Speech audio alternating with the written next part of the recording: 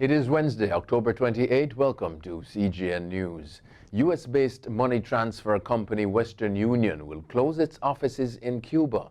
This follows new sanctions from Washington, which prevent it from working with Fincimex, a financial company run by the island's military. In a statement posted Tuesday on the Ministry of Foreign Affairs' website, Fincimex advised that all 407 agencies will be closed. It said that the sanctions underscore the contempt for the Cuban people and opportunism of the U.S. government. The measures go into effect November 27. Western Union told AFP that money transfers would remain operational and American customers can send money directly to Cuba from their branches or via the internet. Many Cubans receive valuable support in the form of remittances, money sent from abroad to relatives back home. Reggae Boyz player Malik Foster was shot and injured in Southborough, St. Catherine, Jamaica last night. Foster represented Portmore United before moving to Costa Rican club Liga Deportiva Alajuelense in 2018. He currently plays for a club in Israel. The 23-year-old made his senior international debut for Jamaica, earning 9 caps while scoring 4 goals. Foster was said to have been playing dominoes when someone walked up and started firing shots. 2 people are said to have died. Guyanese University of Toronto professor Rita Prasad has donated millions of dollars in musical and science equipment to 5 secondary schools and the University of Guyana. Tapping into her network in Canada where she lives, Prasad was able to procure drum sets, violins, saxophones, microscopes, and telescopes, among other equipment. The items are valued at $18 million, the Ministry of Education stated in a press release on Saturday. The release explained that the institutions reached out to Prasad for assistance, and she immediately agreed. The Barbados-based Caribbean Climate Outlook Forum, CARICOF, is warning that La Niña conditions could result in flooding, landslides, and rockfall in several Caribbean countries. In its latest Caribbean Climate Outlook newsletter released Tuesday, CARICOF said the outlook is for the period November to January 2021. It said short, dry spells are expected from Hispaniola westward. There are fears that a missing Jamaican businessman, Andre Burnett, was attacked by an unknown predator as body parts believed to be his were discovered on Monday. The discovery has numbed relatives, business operators, and residents of Treasure Beach, St. Elizabeth.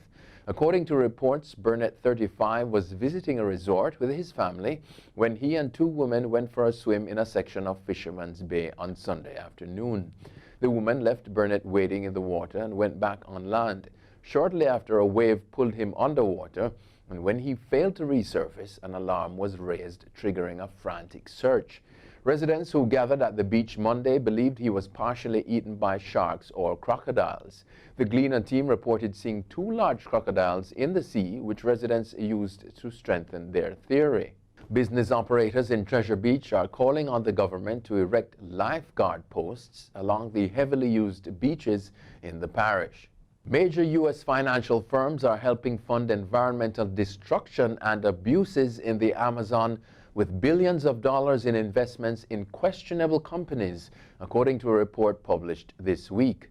BlackRock, Citigroup, JP Morgan Chase, Vanguard, Bank of America, and Dimensional Fund Advisors have all been named in the report. They have invested more than $18 billion over the past 3 years in companies involved in a series of abuses in the world's biggest rainforest. The report investigates the firm's investments in 9 Brazilian and multinational companies accused of abuses in the Amazon. It accuses these companies of harmful practices, including land seizures, violence against indigenous groups, and the use of harmful pesticides. The report was prepared by Amazon Watch and the Association of Brazil's Indigenous Peoples. The U.S. leader of a sex cult was on Tuesday sentenced to 120 years in prison. Prosecutors said Nexium founder Keith Raniere ran a cult-like organization of sex slaves who were branded with his initials. As leader of the life coaching group, he recruited a coterie of devotees, some rich and famous, and forced them into sexual relations. The 60-year-old caused immeasurable damage to victims of the cult, the court ruled at the sentencing hearing in Brooklyn yesterday. Raniere himself never took the stand during the case last year. He was the only member of the leadership to face trials as others took plea deals. A convoy of cars decorated with American flags and Trump 2020 banners on Tuesday drove from Tel Aviv to Jerusalem, holding a rally outside the U.S. Embassy in support of the American president ahead of next week's election. Some 24 vehicles joined the procession, organized by Republicans overseas Israel.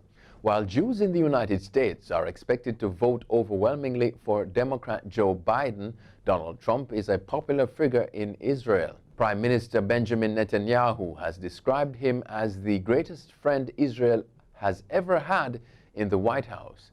Most of the people in Tuesday's convoy appeared to be American immigrants, though there were some activists from Netanyahu's Likud party.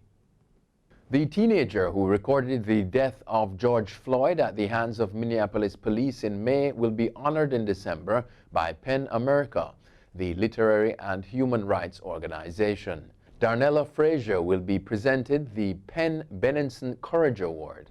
With nothing more than a cell phone and sheer guts, Darnella changed the course of history in this country, PEN America CEO Suzanne Nossel said in a statement Tuesday. The 17-year-old Frazier will share the Courage Award with Marie Yovanovitch, the former U.S. ambassador to Ukraine, who was pushed out by the Trump administration. The PEN had postponed its annual gala from May 19, 6 days before Floyd's death, to December 8 and will host the event online. That's it for CGN News. I'm Scott Wilson. Thanks for watching.